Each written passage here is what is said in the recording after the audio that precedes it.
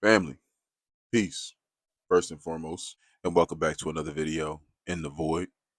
It's your boy Mir. So stop the tears because we got zero fear for what we're going to be talking about here in today's video. Let's get into it. All right, so you could tell by the title of the video what we're going to be talking about today.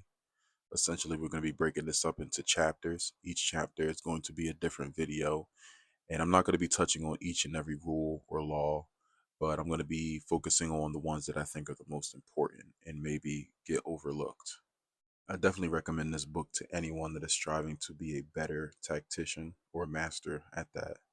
Go get one, and I encourage you to take it slow, rule by rule, apply each one in the small ways that you can, and start to recognize the effects manifest. And then as you become more familiar with them, you can apply them on a broader scale. However, that may be, I would say I do encourage the reader and user of these tactics to be mindful that there are larger rules and laws at play in the grand scheme of things. And if you misuse these, there will be other laws in effect to correct what has been done. Now, the severity of that correction from these higher laws or entities depends on the severity of the misuse of these rules or rules in other books that will put you at an advantage if you know how to use them properly. And I think it also depends on what that person needs to learn from that correction or situation that transpired from their misuse. Yeah, just a warning. That's it. Chapter 1, Rule Number 1. The art of war is of vital importance to the state. Sun Tzu opens this book, this legendary book, to say the least, with a blunt, powerful declaration. And that is that the art of war isn't just a useful skill or a specialized craft. It's a matter of survival. And for a nation, a ruler, or a people, the ability to wage war effectively can mean the difference between safety or ruin, dominion or subjugation, and ultimately life or death. This line isn't only about literal warfare with swords and armies. It's also about strategic thinking in any high stakes situation where the outcomes matter deeply. Whether you're leading a military, a business, a household, or even your own life through conflict, strategy is not optional. It's essential. Now, it's important to understand why this rule is foundational. One, it sets the tone for the entire text, and everything that follows is rooted in the belief that war or struggle is ever present. Two, it emphasizes that strategy must precede action. War without strategy is chaos, and chaos leads to destruction. Three, it calls the reader to awareness and responsibility. To study war is to study survival. To neglect it is to invite disaster.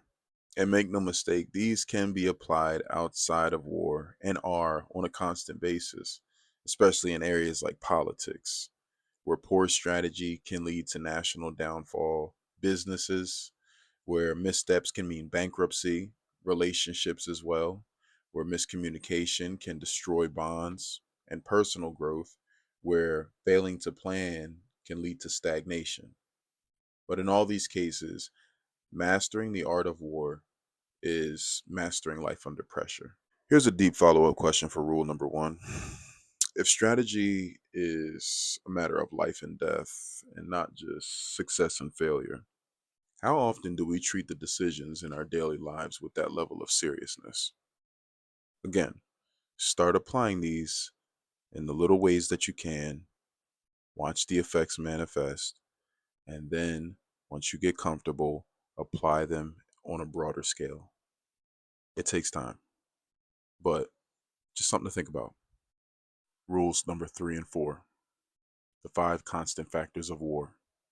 Now, the third rule of Chapter 1 states that the art of war is governed by 5 constant factors, which should be taken into account when determining the conditions in the field. And it's number 4 that gets into those 5 factors, which are 1, moral law, 2, heaven, 3, earth, 4, the commander, and 5, method and discipline. It's these 5 factors that form the core framework for all strategic thinking. They're not temporary conditions, they are constant, meaning they should always be weighed, regardless of the type of conflict. Now, I'm going to give you a breakdown of those 5 constant factors for a little more context. The moral law refers to the harmony between a ruler and the people, their shared values, vision, and loyalty. And this is important because when people believe in the cause and trust their leadership, they'll endure hardship, they'll fight harder, and remain united even in the face of death. And a modern parallel for this could be a mission-driven company, a loyal team, or even a family held together by shared beliefs. And next on the list, we have heaven, which is talking about natural, uncontrollable forces, such as day and night, weather, timing, and fate. And this is also important because a wise general aligns his strategy with timing and conditions. He doesn't fight uphill against nature. And a modern parallel for this one would be timing a market move, recognizing life seasons, and reading the emotional weather of a situation. And third, we have Earth, which encompasses the physical environment, such as terrain, distance, danger, security, and openness or restriction. Understanding this Earth principle is understanding the importance of adaptation. And like a path through a mountain is different than an open field, you must be able to adapt your strategy to whatever setting you find yourself in. And an important No, I'm going to go with a question for this one. This is something you can ask yourself to understand the conditions of whatever setting you find yourself in. Is your battlefield hostile or favorable? Are you in a supportive environment or one that restricts you? And answering this honestly can help you understand who you need to become or what you need to become in order to get the best out of whatever situation you're in. All right, and for number 4, we have the commander. And this entails the virtues of a leader, such as wisdom, sincerity, courage, discipline, and benevolence. And this is significant because people follow people, not just plans. The general sets a moral tone, and a poor leader is already going to lose, even with a good army. Think of a coach, a manager, or a parent, and ask yourself, are they inspiring loyalty and trust, or fear and instability? And that'll pretty much tell you what kind of leader they are. And last but not least, number 5, which is method and discipline. This is about structure, organization, logistics, rules, and chain of command. I have to say it? These are important because a brilliant plan will fail if there is no structure to carry it out. Chaos within destroys more than the enemy, as within, so without. Understand this by way of business systems, team roles, time management, and even daily habits. These are contemporary ways for you to understand how this can be applied or observed. And here's a quick question for reflection. If these 5 forces govern victory in every battle, which of them do you neglect most in your life and why? Are you out of sync with your moral law? Fighting against the natural timing of things, which would be heaven. Again, one of my favorite to come to understand.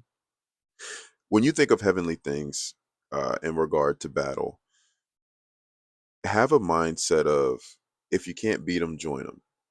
Instead of fighting against things that you can't, align your strategy with it and have it work for you.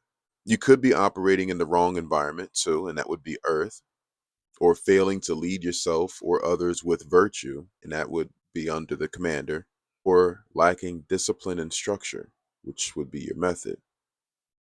Numbers 12 and 13, the 7 questions, the first true test of strategy. Razog, Raisha, I mean, what the fuck? Sons, what the Sun Tzu says, for rule number 12, when determining the military conditions, make them the basis of a comparison using these 7 questions. What was that? I was thinking about for a second that old Batman Begins game that I played that back when I was in like first grade or something like that. That is actually interesting that Batman comes up right now. He is a prime example of a master tactician. And again, books like these are used or can be used to give you a tactical advantage and make you a master at that. So yeah, maybe it wasn't random. But anyway, number 13 gets into those 7 questions, which are as follows. Number 1, which of the 2 sovereigns is imbued with the moral law? 2, which of the generals has most ability? 3, with whom lie the advantages derived from heaven and earth? 4, on which side is discipline most rigorously enforced? 5, which army is stronger? 6, on which side are officers and men more highly trained? And number 7, in which army is there greater constancy in reward and punishment? And I'm going to give you an expanded analysis of those apparatuses. But first, understand Sun Tzu doesn't jump into tactics without diagnosis. See, these 7 questions are a pre battle checklist, a strategic comparison of the self and the enemy. And each question assesses real conditions, not just fantasies or emotions. Moral law, or unity in purpose, is just about understanding which leader inspires unwavering loyalty and moral alignment from their people. But this is important because a people united under a leader's vision will endure more and fight harder, as we said earlier. Without this, even the strongest army is fragile. And I might be paraphrasing a bit, but I believe I heard somewhere that it's easier for people to come together when they have a common cause or a common enemy or something like that. I think it just speaks to the level of unity amongst those people in mind and that manifests through their actions. And number 2, understanding the general's ability.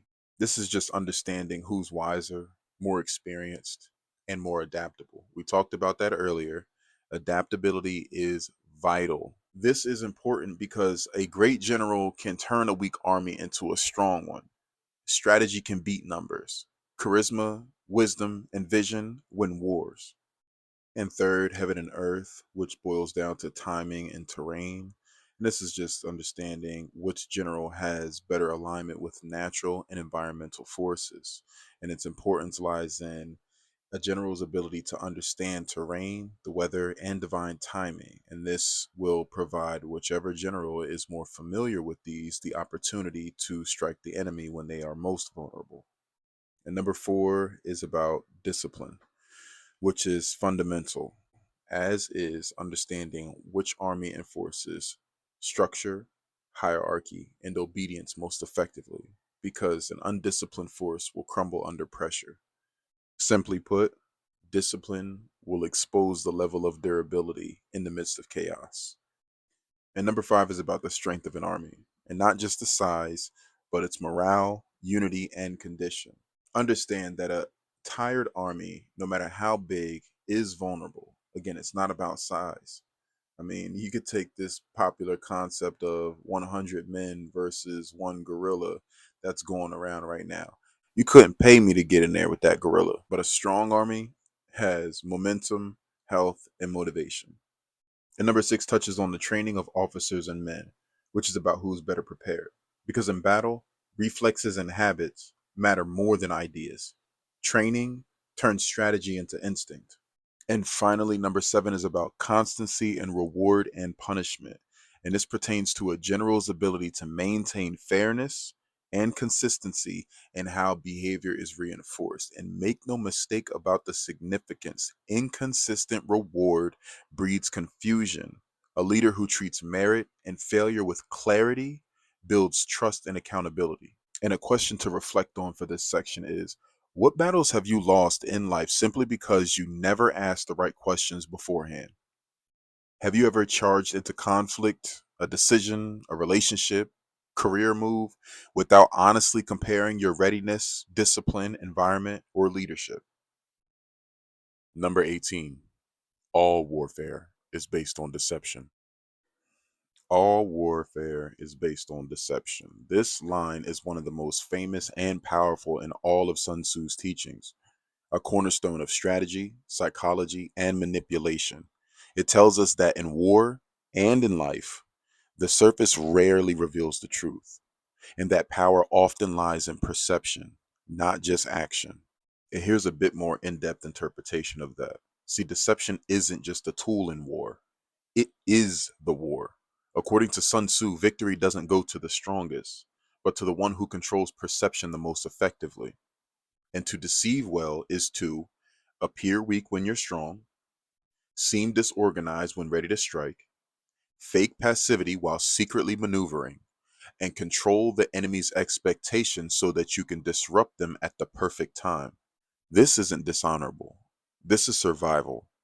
In fact, to not use deception in warfare is to be exposed and predictable. You're an easy target. A modern application of this can be different forms of psychological warfare, whether in negotiations, business, politics, or relationships. People who master strategic presentation have the upper hand.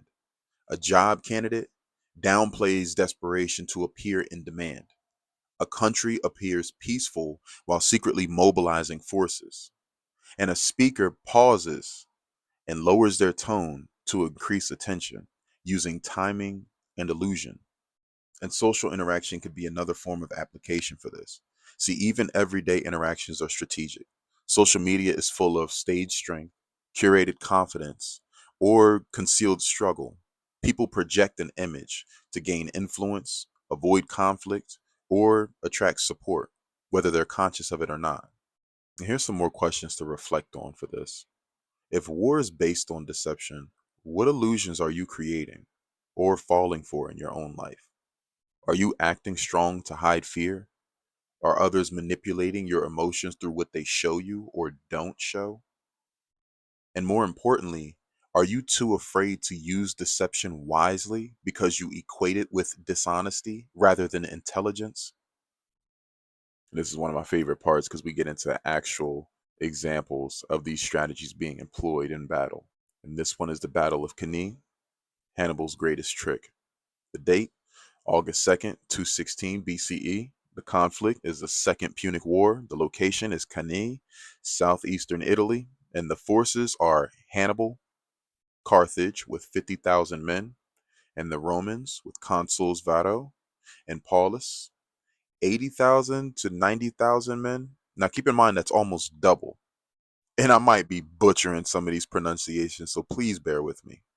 All right, so here's the setup. Rome was furious. Hannibal had already crossed the Alps with war elephants, crushed the Roman armies with two major battles, and roamed Italy like a ghost. Cannae was supposed to be Rome's revenge, a full force blow to end him. But Hannibal wanted them to think that. He wanted them to believe that they could crush him. And cue the deception.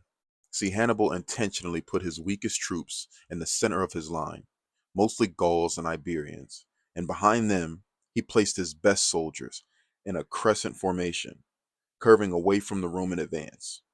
To the Romans, this looked like a retreating center, an open wound ready to be pierced.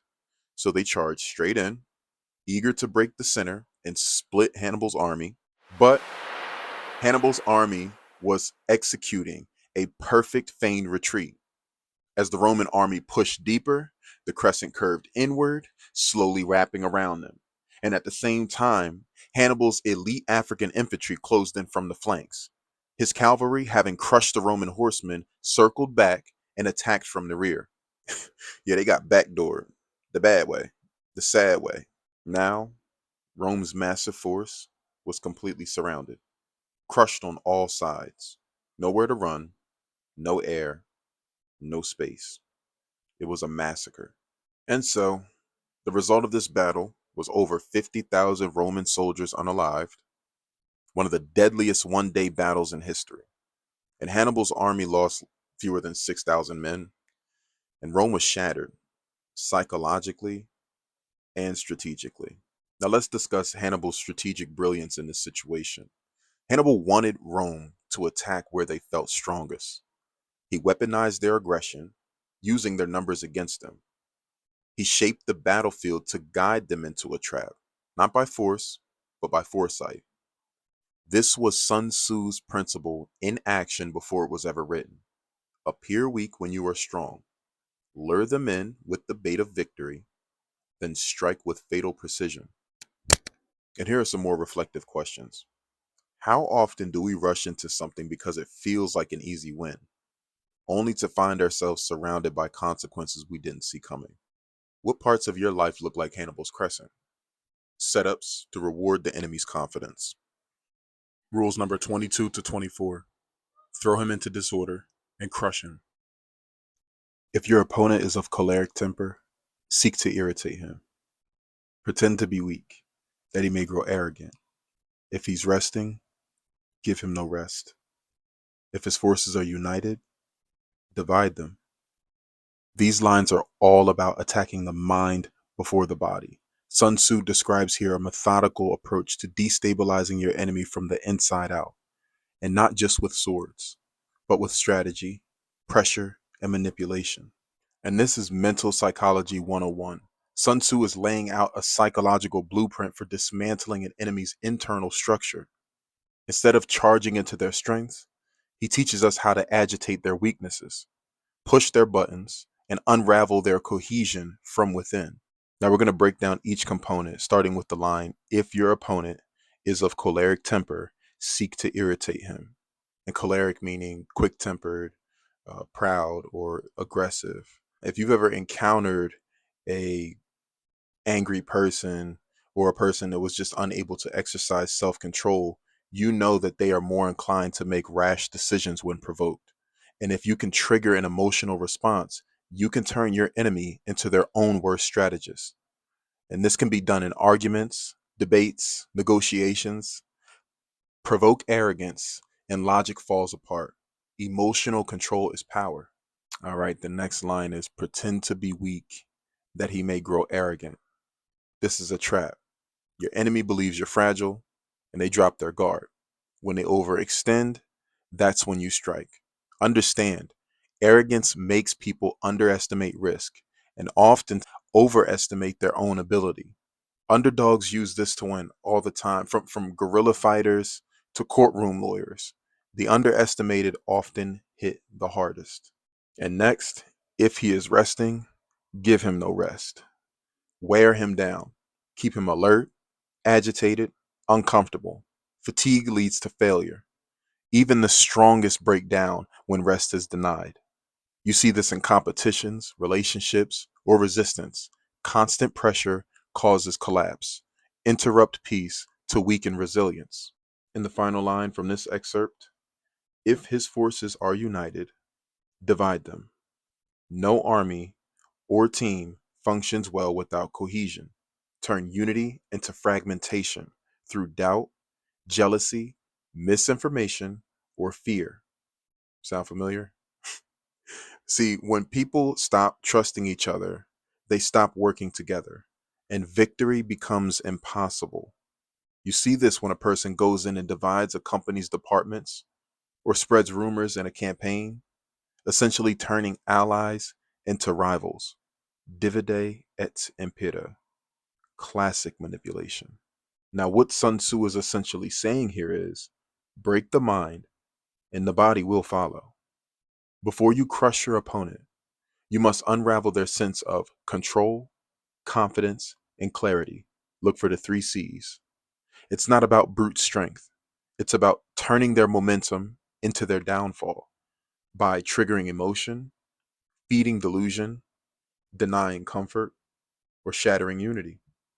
This is the art of war without ever drawing a blade. Here's a question before we get to the last law of chapter 1.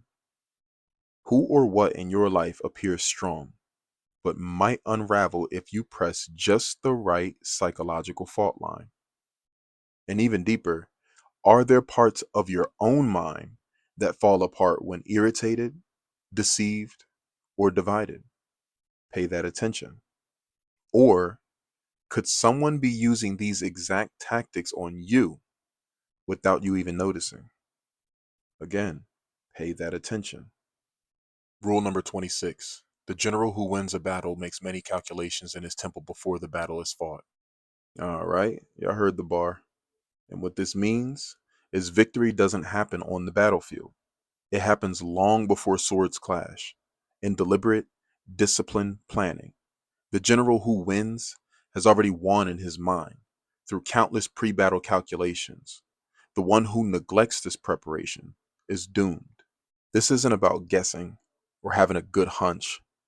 It's about strategy rooted in logic, foresight, and mental discipline. And we could break this down into core principles, starting with calculations as number one, which is just scenario mastery. The wise general runs many simulations in his mind and asks questions like, what if it rains? What if they retreat? What if they flank us down? What if our morale drops? He doesn't just assume success. He builds a map of failure points so he's never surprised. And you can see this in successful people that game out their plans, business leaders that anticipate market crashes, athletes that visualize every move, or great parents that mentally prepare for their child's reaction. Next is the temple, which is just a sacred place of strategy. The temple isn't a literal religious site. It symbolizes a quiet place of reflection where noise, panic, and pressure are absent. Strategy happens before emotion enters the room. I mean, you don't plan a budget when you're broke. You don't decide how to communicate in a relationship during an argument. You create your temple before the crisis hits. And the third phrase and final principle, before the battle is fought, which boils down to timeliness. See, victory is not reactive, it's proactive. The battle is just the execution of the mind's blueprint. For instance, think about job interviews, launching a brand, raising kids, or navigating betrayal. How much better would things go if you had already visualized the terrain and prepared for contingencies? What is Sun Tzu saying here? Don't trust luck, trust preparation. Planning is where battles are truly won. The battlefield just reveals what kind of general you already were. And you know, I got to pick your brain a little bit, right? How often do you walk into your battles, whether in relationships, work, or personal growth, without building a temple of thought first? What are you currently fighting through that would feel more winnable if you paused, retreated inward, and recalculated your position? All right, story time, y'all. I figured I'd end the video with another battle for y'all to reflect on, and I totally think this one corresponds with Rule 26. So here it is. This battle takes place during the Three Kingdoms period, China, 228 CE, the battle that never happened, yet changed everything. And the opponents, Zhuge Liang, the strategist for the kingdom of Shu, and Sima Yi, the general of the rival kingdom of Wei. And this takes place in a small city with almost no soldiers, days away from reinforcement. All right, so here's the setup, right? Zhuge Liang, the genius strategist of the Shu kingdom, found himself in a seemingly hopeless situation. He had taken a lightly defended frontier city to prepare for an upcoming campaign when news had arrived that a massive Wei army under the cunning general Sima Yi was marching straight towards him. Zhuge Liang had only a few hundred men with him, mostly civilians and junior officers, to defend the city. No fortifications, no backup, a full army bearing down. Retreat was impossible, and resistance would be suicide. But instead of panicking, Zhuge Liang did what only a true master of the mind would do. All right, so here's the calculations being made, right? Peep the game. Zhuge Liang knew Sima Yi. They had faced each other before. This was nothing new. He knew his enemy was suspicious by nature, cautious, never rushing into battle without certainty, and respectful of Zhuge Liang's reputation for cleverness. So, knowing all this, Zhuge Liang bet his life on a bluff. I don't know if there was much confusion about sex and gender back in those times, But even if there was, I can surely deduce that this man had balls. He bet his life on a bluff. All right, and here's the deception. Here's what he did. He ordered all the city gates open, a suicidal move if the enemy was truly attacking. Hid his troops, told civilians to act calm and carry on like normal. Climbed to the top of the city gate tower dressed in robes and began playing his lute calmly. No archers, no patrols, just an open city, and Zhu Liang smiling, playing music. To an approaching general, this could only mean one thing: it's a trap. And here's the result of all this.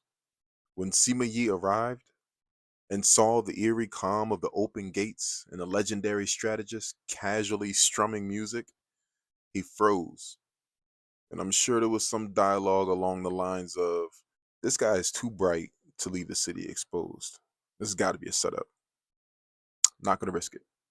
Despite outnumbering Zhuge Liang by tens of thousands, Sima Yi ordered an immediate retreat, afraid of an ambush that did not exist. The city and Zhuge Liang were saved by mind alone. What can we learn from all this? Zhuge Liang made all of his calculations before the crisis peaked.